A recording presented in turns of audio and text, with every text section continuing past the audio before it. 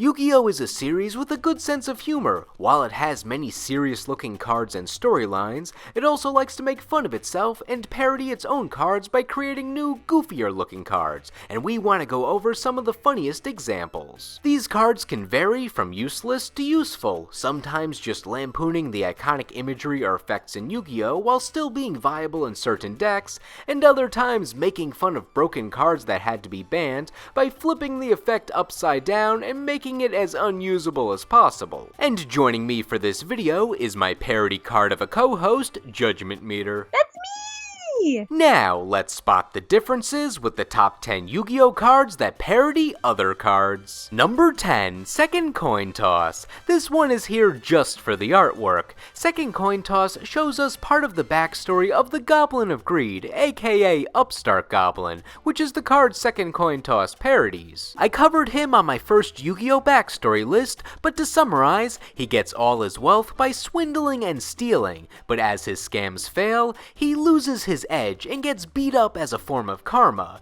There are so many cards documenting his antics, but it's hard to find one more iconic than Upstart Goblin. Look at his big ol' smile. Is his face on the pot of greed or something? No, he just stole the pot of greed.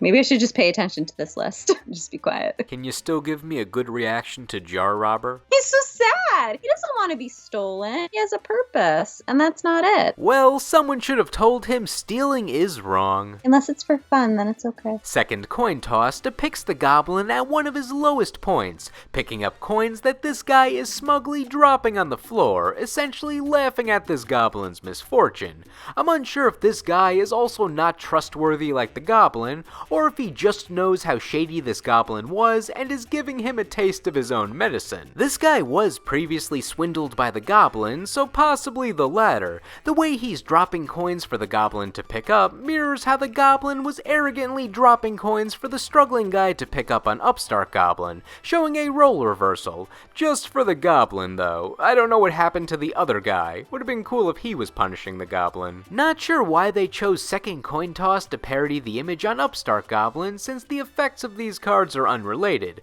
Upstart Goblin lets you draw a card in exchange for giving your opponent 1,000 life points, while Second Coin Toss just lets you flip a coin again for any effects that use a coin flip. I feel like the art on Second Coin Toss would work better with an effect that lets your opponent draw a card in exchange for you getting something beneficial, thematically showing how you were once the goblin drawing cards in exchange for riches, in this case life points, and now you're letting your opponent draw to scrape together whatever you can get in exchange. I guess my idea would be like how Dark Bribe negates a spell or trap effect with the trade-off that your opponent draws a card. Regardless of the differences in effects, the art on these cards shows some of the fun Easter eggs you can find in Yu-Gi-Oh! Number 9, Finite Cards. This is a parody of the spell Infinite cards. I'm not sure if this is an official parody, or if the card's effect was something I was supposed to take seriously, but I've always found it funny since I imagine someone at Konami taking Infinite cards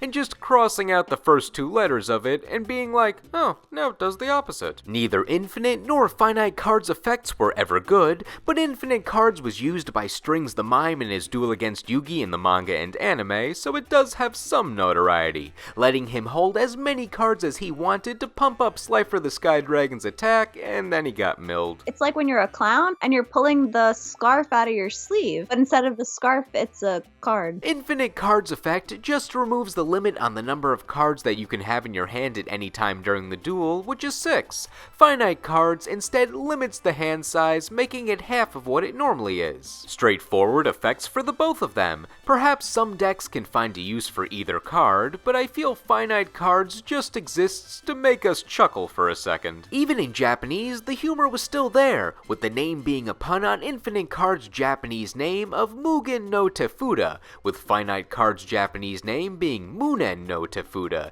translating to regrettable hand, which I guess is the point of the sad hand in the background dropping his cards. Poor guy, he lost his Infinite Cards. Either way, Finite Cards may not be as goofy as some of the later entries on this list, but it at least reminded us of a plot device card 15 years after it was released. Number 8, Googly Eyes Drum Dragon. This is a parody of Galaxy Eyes Photon Dragon, but the comedy is a lot stronger if you've seen the anime and the Japanese name.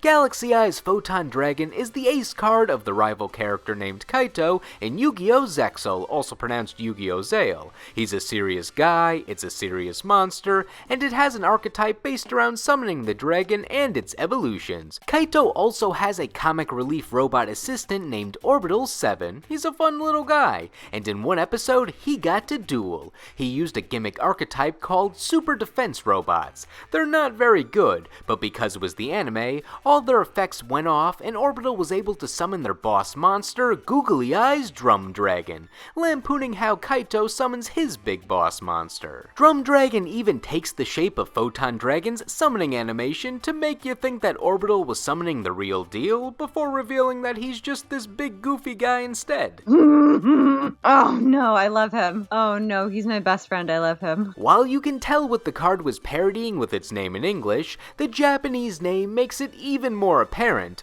Galaxy Eye's Photon Dragon is the same in Japanese as it is in English, just with a different pronunciation due to the differences in language, so to make a pun out of this, Drum Dragon's Japanese name is Garakuta Eyes Fato Dragon. Garakuta for galaxy, Fato for photon, I see the pun. And Garakuta means garbage. They're just calling him garbage in his Japanese name. They're acknowledging up front that he's not a good card. He's made from the junk at the junkyard. I love him. You got anything different to say about the dragon? Oh, I love him. While they didn't try to find a pun for photon in English, I think Googly Eyes was a fun play on words for Galaxy Eyes. And just in case you didn't catch on to the pun still, it has the same stat line as Galaxy Eyes, which in part has the same stat line as the Blue Eyes White Dragon because a rival monster. So while he may not be as badass as the other two dragons, at least Googly Eyes Drum Dragon is more huggable. Ugh, I love him. Number 7, Cold Feet. This is a parody of Cold Wave, a card that had to be banned because it restricted too much when it was activated. Konami would sometimes give early cards an effect that would just shut down a basic element of the game with little to no cost. Things like drawing, playing spells or traps, or special summoning were just not allowed with some card effects. Over time, cards with those effects got limited or banned, and slowly came off the ban list when the speed of the game changed. Cold Wave, though, has not been unbanned. Its effect was, it prevents you and the opponent from activating or setting spells and traps until the next turn of whoever activated it, which sounds kinda fair since it affects both players for the same period of time, but the player activating it usually has the advantage since their deck is likely prepared for not using back row, or they have a full board already set up, making it a very one-sided card. Cold Wave actually stuck around for about a decade before getting banned at the end of the Synchro era, and thus the card remains as frozen as the Brontosaurus in its artwork. But those were the baby vegetarians. Those are my predecessors. Konami decided to parody the existence of Cold Wave with the card Cold Feet,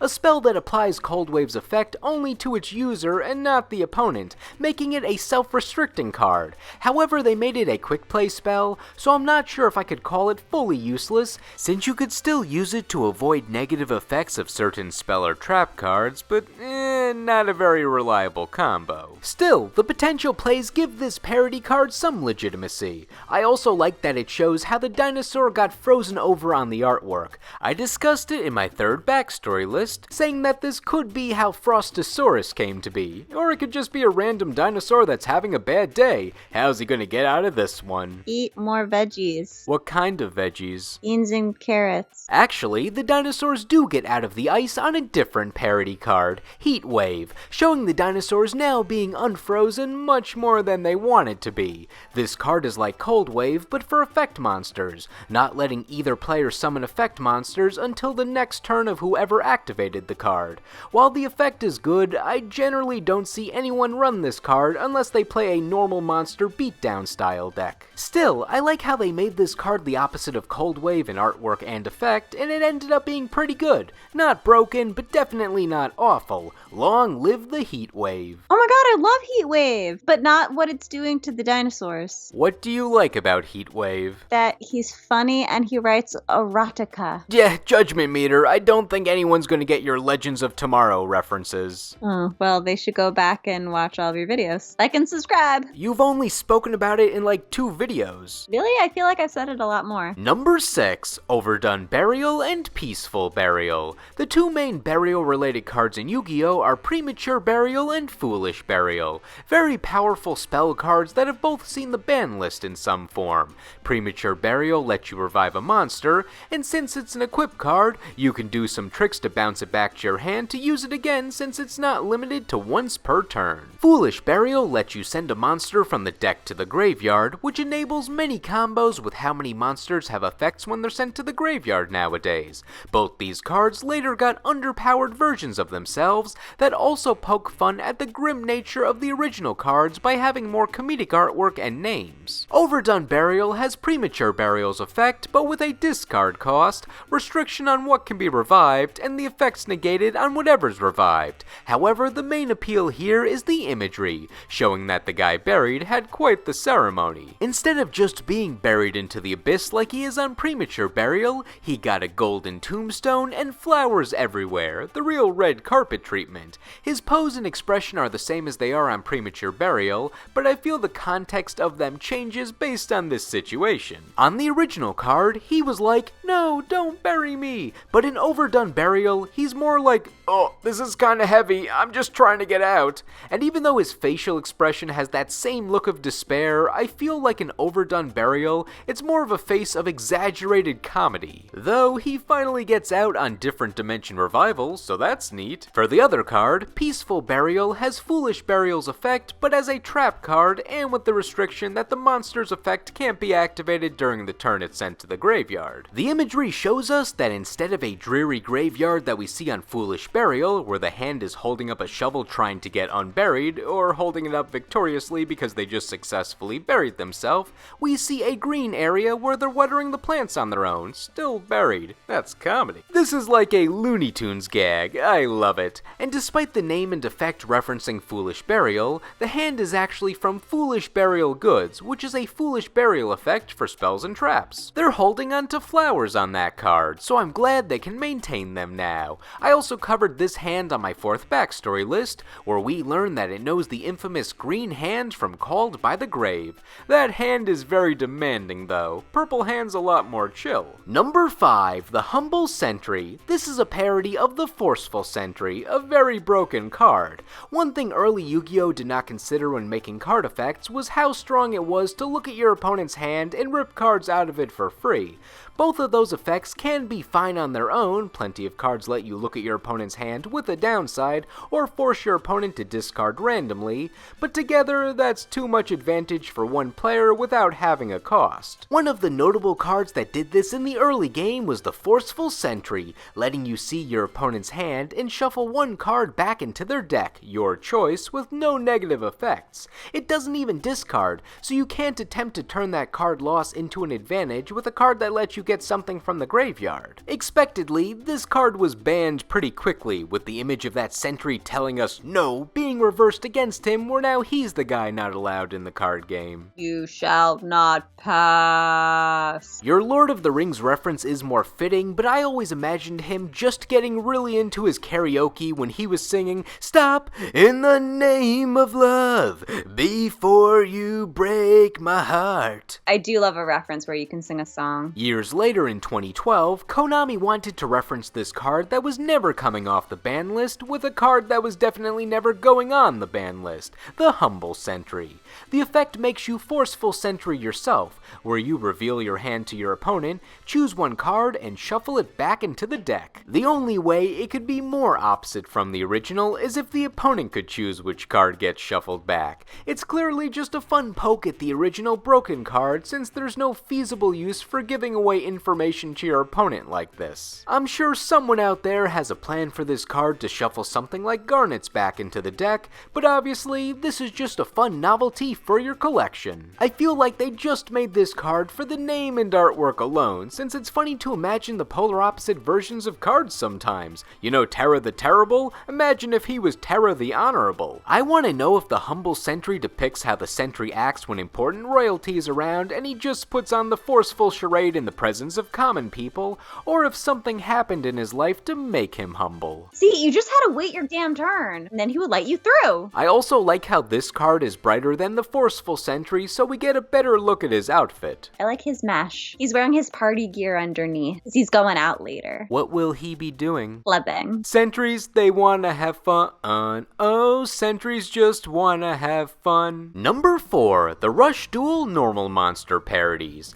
Rush Duels are an alternate form of Yu-Gi-Oh! With a faster pace and more simplified monsters. One aspect of Rush Duels is they take older cards from the standard game and repurpose them verbatim, many of which are normal monsters, but sometimes they just take a classic normal monster and spoof it with something goofy. I was initially just going to cover one Rush Duel card, but then I realized how hard they go with their parodies of random old normal monsters from the early days of the game, so here's a smorgasbord of some of my favorites. And quite literally, it's a smorgasbord since some of these cards are edible. Remember Archfiend Marmot of Nefariousness? There's a version of him eating steak instead of a giant acorn. How about Bean Soldier? Now he's Baked Bean Soldier. And probably my favorite series of normal monster parodies, the Huge Revolution Gang as Ants. You know the series of cards Oppressed People, People Running About, and United Resistance? They made ant-themed versions of all of them, called Oppressed Ant, Ants Running About, and United Ants, all with the lore and artwork replacing people with ants. And all these humanoid ants come together not on Huge Revolution, but Giant Revolution, with a similar effect to the original. They also have a parody of Insect Barrier. They're having fun. Probably the most notable of these normal monster parodies, though, is the Bubble Era archetype in Rush Duel, which features classic normal monsters alongside other cards as weaker normal monsters that are partying on the dance floor with extended backstory. So much backstory that I may just cover it on a backstory video someday. But just going in on the artwork, you have cards like Kanan the Sword Mistress, Dion Kato the Cure Master, Lady of Faith, and Mystical Elf turned into Kanan the Sword Diva, Dion Kato the Boogie Master, Lady of Pumps, and Bubbly Elf respectively. Oh, I like this one. It's because she's part mystical elf, part interstellar 5555. I think my favorite's Lady of Pumps because I don't really know. I just think the design's cool. Maybe it's the hat. Is she gonna show me my fortune? Her fortune for you is that you're going to have an average day tomorrow. Oh, nice. I'll take it. But they go even further. There's kitchen versions of older cards, like Dion Kato, Change of Heart, Duname's Dark Witch, and Frenzied Panda, being turned into Dion Kato, the Kitchen Master, Coconut Changel of Heart, Tiramisu Dark Witch, and Frenzied Panna Cotta. Why would you do that to a panda? And of course, this discussion would not be complete if I didn't talk about the monsters that now work at a prison, led by Dion Kato, the Security Master. Whoever made these cards really seems to like Dion Kato. Come to think of it, Chumlee had a crush on her in Yu-Gi-Oh! GX, and then later went to work for Pegasus, so correlation? Cards like Enchanting Mermaid and Kanan the Sword Mistress were turned into Guarding Mermaid and Kanan the Warden Mistress. And probably the most interesting of the prison cards is Last Day of Pretty Witch, which features some original Rush Duel spellcasters running from Dion Kato in the artwork. What I find intriguing is the card name is a parody of the spell card Last Day of Witch, which is one of the most grim-looking Yu-Gi-Oh! Cards if you look at the uncensored version. I just think it's funny how drastically they had to change the tone for this parody. Number 3, all the Toon Monsters. Toon Monsters are obviously parodies of notable monsters in Yu-Gi-Oh's history. The anime and manga showed us that they were monsters sucked into Toon World, becoming mutated chibi versions of themselves. The first batch of them released in the real-life card game were ones from the anime and manga, either being iconic monsters toonified by Pegasus, or generic monsters toonified by Pegasus. These monsters were not good, with the downsides of needing the effectless Toon World spell card on the field, not being able to attack the turn they are summoned, needing the proper tribute when summoning them, usually 2 monsters, and having to pay 500 life points to attack. but you can attack directly with them, so yay? Except with Toon Alligator, who is a normal monster for some reason, and Dark Rabbit, who should have been a Toon but wasn't. Of the original batch, Toon Summon Skull and Blue Eyes Toon Dragon are the ones based on notable monsters, but shoutouts to the random monsters that Pegasus played that also got toonified and are probably more famous than their actual counterparts. Manga Ryuran is the weirdest because it doesn't have Toon in its name, so it needs text that says, "Don't worry, it's a Toon," even though Toon was in its Japanese name, so the translators just wanted to make things more difficult. Toon Mermaid is cool though, since she's the only original Toon that's really still relevant in modern Toon decks, since she doesn't need a tribute to be summoned, so you can get her on the field faster if your Toon World or Kingdom is up. Also, once again, the translation made her naming pattern weird, since she's based on the card Red Archery Girl in English, who is just Mermaid Archer in Japanese, so that explains why her Toon name is simply Toon Mermaid and not Toon Red Archery Girl. Also, Mermaid Archer in English is actually Sea Archer in Japanese. The second wave of Toon monsters were better, not needing Toon World on the field, and being effect monsters who retain their effects from their original forms, or getting effects if they didn't have one to begin with, like with Toon Gemini Elf forcing your opponent to discard when it damages them, basically turning them into Toon White Magical Hat. Oh my god, they look like the Winx girls. Other interesting ones to note were Toon Masked Sorcerer, who was never really an iconic monster, but he's here, and Toon Cannon Soldier, who got banned in the OCG like real Cannon Soldier because the meta was afraid that its burn damage effect would enable first turn kills. No, I don't like that. What's wrong with him? Oh, you know what? It's like, oh, what's that kid with all the Thomas the Tank Engine toys? What do you have against the Viacroids? I thought everyone loved them. Cyrus, yeah, it reminds me of Cyrus's things. It makes me mad. I don't like them. The latest Toon monsters all kick it up a notch and get creative by combining them with other aspects from their non-Toon archetype.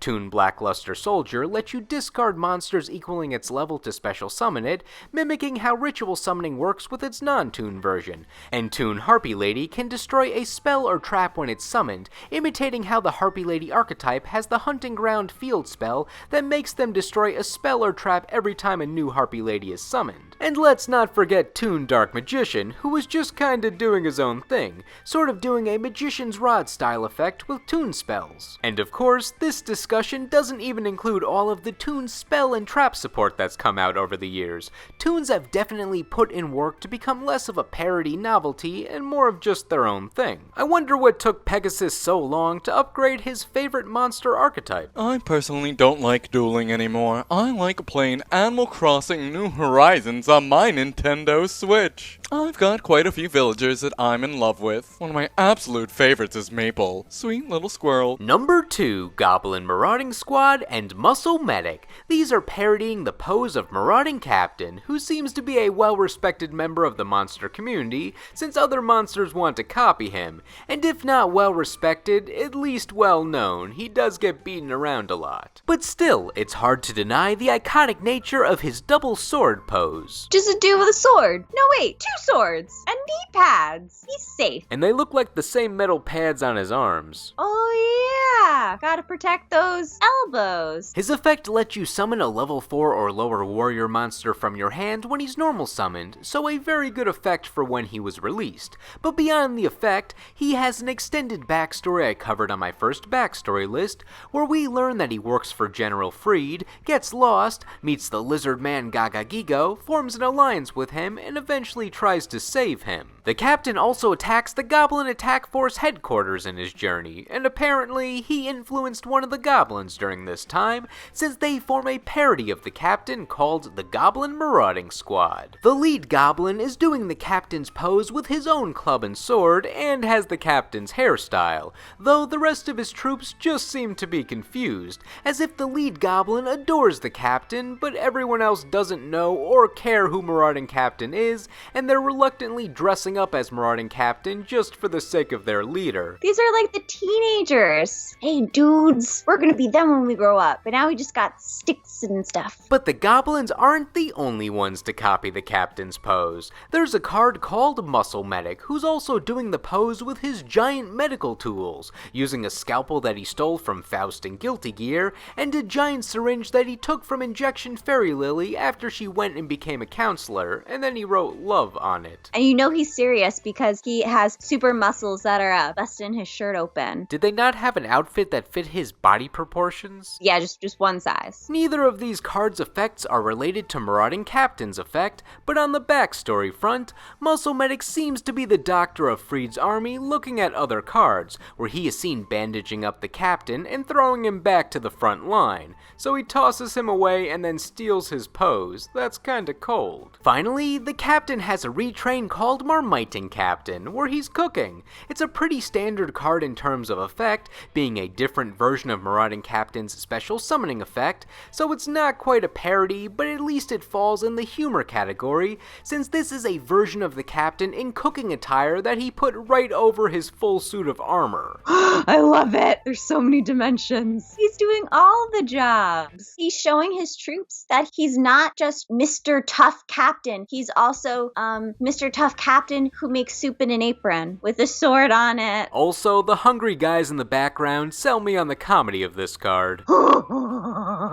Freed's his boss. Freed wants Din Din. For number 1, I picked the cards I had the most fun looking at, and fun's the name of the game. Wait, no, it's Duel Monsters. Number 1, Weed Out and Premature Return. These are parodies of Return from the Different Dimension, a card with great artwork and an even better effect. Pay half your life points, special summon as many banished monsters as you have, and then banish them again at the end of the turn. But if you play your cards right, that last part of the effect won't matter too much, since you'll have enough monsters to finish off your opponent before having to banish them again. Or you could use those monsters as tribute or materials for summoning from the extra deck. The point is, this was a really good card, so good that it was eventually banned, but at least we have the legacy of its artwork, which is the bigger reason that it was parodied. The art of Return from the Different Dimension bookends the story of D&D Warrior Lady that I've covered before, where she started off as Warrior Lady of the Wasteland,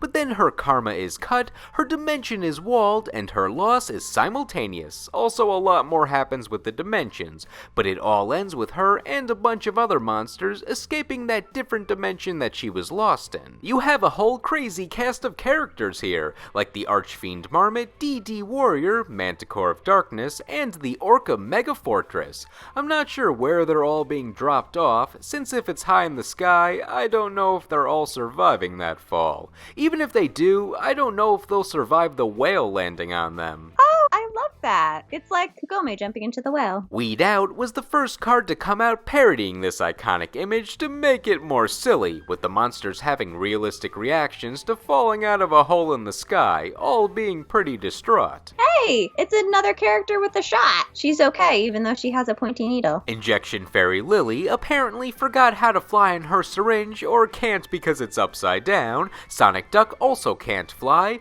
Karate Man has been wearing a wig this whole time and doesn't have time to grab it. Giant Soldier of Stone is going to crush them all, and Yakko Gary Panda is a weird combination of annoyed and scared. Why would you do that to a panda? We already did that bit. Ugh, and he's still eating while he's falling. The effect of Weed Out just destroys all level 3 monsters on the field, which is fitting because all the monsters on the card are level 3, but has nothing to do with Return from the Different Dimension or banishing in general. Flash forward to 10 years later though, and Konami decided to do a greatest hits with the card and parody it again with Premature Return. This card shares more similarities with Return from the Different Dimension than just the artwork. It involves bringing back banished monsters, but you can only bring back one, and it has to be set in defense mode at the cost of banishing a different monster from your hand. Nothing crazy broken like the old effect, but it goes with the theme of the different dimension and banishing. The name of the card implies that these monsters were spit out of the different dimension dimension unexpectedly early,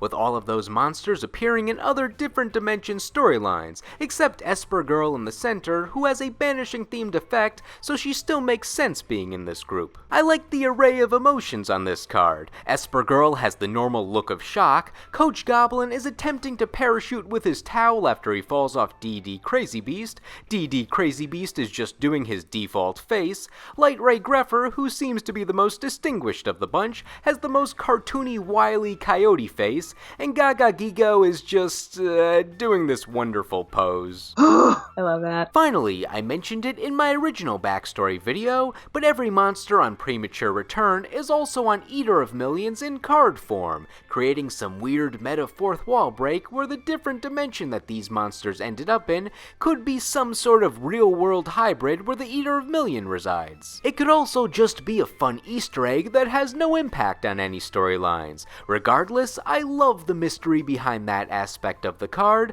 and the way this card and Weed Out poke fun at the concept of falling out of a hole in the sky that Return from the Different Dimension presents to us, making them my favorite self-parodying cards in Yu-Gi-Oh! Now, what did you think? Which of these parodies were the funniest, and which ones made you think the most? Were there any other cards that parody other cards that we potentially discarded from this list? Let us know in the comments. Anyway, thank you all for watching, and we will see you in the next video.